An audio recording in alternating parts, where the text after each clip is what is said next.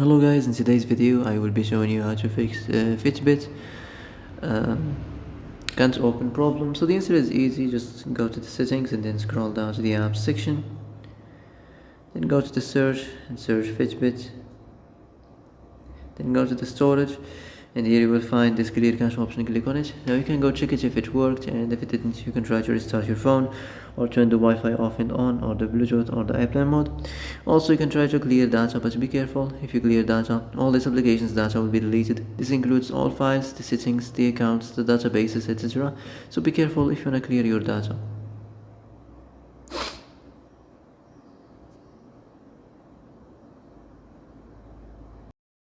And that's it for today's video. I hope this is the answer you've been looking for. If you like this video, don't forget to like and subscribe, and see you in the next video. Thanks for watching.